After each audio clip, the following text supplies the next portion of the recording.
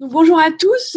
Donc moi, j'ai intégré en 2019 l'équipe de Muriel Le Romancer au Centre de recherche en cancérologie de Lyon pour développer un projet sur le récepteur au glucocorticoïde dans le cancer du sein. Donc, je m'intéresse à la dualité d'action des hormones stéroïdiennes depuis de nombreuses années et depuis ces dernières années sur le rôle des glucocorticoïdes dans différentes pathologies. En fait, les glucocorticoïdes sont essentiels dans l'homéostasie des grandes fonctions systémiques, mais elles sont aussi utilisées en clinique, comme par exemple dans la leucémie, pour leurs effets bénéfiques, mais leurs actions sont aussi souvent dérégulées dans la pathologie, comme celle du cancer du sein. D'un point de vue mécanistique, les hormones agissent après la liaison à leurs récepteurs, qui vont réguler la transcription en se liant directement ou non à l'ADN et en recrutant des protéines corégulatrices. Dans la pathologie, il est essentiel de bien comprendre les mécanismes d'action des hormones et de leurs récepteurs, mais surtout des partenaires protéiques qui représentent l'opportunité de pouvoir cibler les effets néfastes dont je vous ai parlé, tout en préservant les effets bénéfiques. Et dans ce contexte, je m'intéresse aux corégulateurs, qui sont en fait des protéines clés pour différentes raisons. Selon le contexte, une même molécule peut agir comme un coactivateur ou un corépresseur, selon le gène cible, permettant une vraie plasticité fonctionnelle.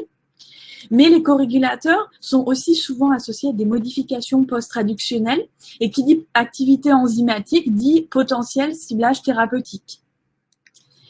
De plus, les différents sets de corégulateurs sont recrutés pour réguler différents sous-types et différentes voies physiologiques dans différents tissus. Donc, il y a une vraie spécificité tissulaire.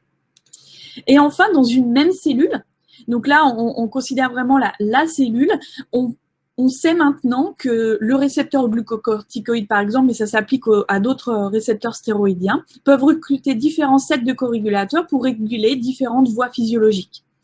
Donc, tous ces éléments font du fait que les corégulateurs peuvent représenter un ciblage thérapeutique fin, faisant d'eux des cibles de choix. Ces différents concepts sont bien représentés par l'histone méthyltransférase G9A, sur lequel j'ai préalablement travaillé. Cette protéine est affectée par un switch moléculaire, une méthylation ou une phosphorylation qui régule différentes voies physiologiques, suivant finalement le modèle cellulaire.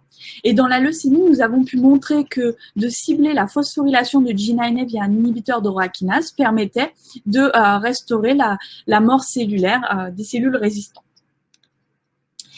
Différentes données de la littérature nous ont conduit à étudier le rôle de GR dans la tumorigénèse mammaire, associé à différents résultats préliminaires.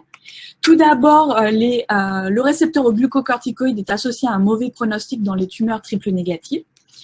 Mais les glucocorticoïdes sont aussi impliqués dans la formation de métastases et la résistance à la chimiothérapie. Et enfin, il a été identifié un nouveau ligand de GR associé à des propriétés oncogéniques dans le sein.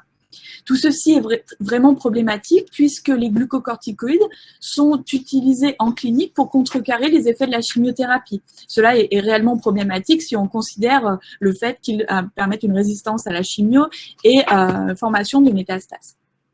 Donc l'idée du projet est de cibler les effets néfastes tout en conservant les effets bénéfiques. Et sur cela, nous appuyons sur les corégulateurs puisqu'ils permettent une vraie plasticité fonctionnelle sur lequel je vous ai parlé préalablement. Ce projet est donc divisé en différents axes, tous interconnectés, qui allient des études mécanistiques avec des études à plus large échelle. Très brièvement, je vais vous présenter ces différents projets vraiment en 2-3 mots. Lara, elle s'intéresse à HP1 gamma et son rôle tumorigénique. Et nous avons pu montrer que HP1 gamma agit comme un coactivateur de GR qui permet, dans les tumeurs triple négatives, de réguler la migration cellulaire, tout ça identifié par RNA-seq. Et nous voulons valider in vivo ces données et à étendre cette étude à une étude à plus large échelle. Et sachant que HP1 gamma permet le recrutement de l'ARN pôle 2 via sa phosphorylation, nous pensons que cibler cette phosphorylation permettrait de cibler l'effet néfaste de HP1 gamma dans ce modèle précis. A, de son côté, s'intéresse à l'arginine méthyltransférase PRMT5 qui a été, nous avons pu montrer que PRMT5 méthyle le récepteur au glucocorticoïde. Donc, en plus d'étudier cette méthylation dans une large cohorte de patients et d'identifier, de déchiffrer le mécanisme moléculaire associé, nous voulons aussi identifier à plus large échelle les gènes cibles associés afin d'identifier les voies physiologiques et derrière ce dont je vous ai préalablement parlé. Enfin, Ludivine s'intéresse à l'OCDO, c'est le nouveau ligand de GR.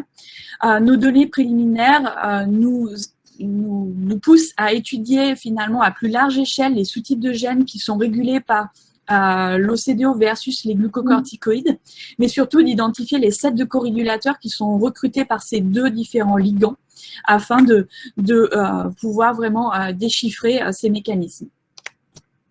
Voilà, pour finir, je voudrais remercier l'ensemble de l'équipe, particulièrement Lara, Ludivine et Oshra qui travaillent sur ce projet avec moi, et aussi Muriel qui m'a fait confiance pour développer ce projet dans son équipe.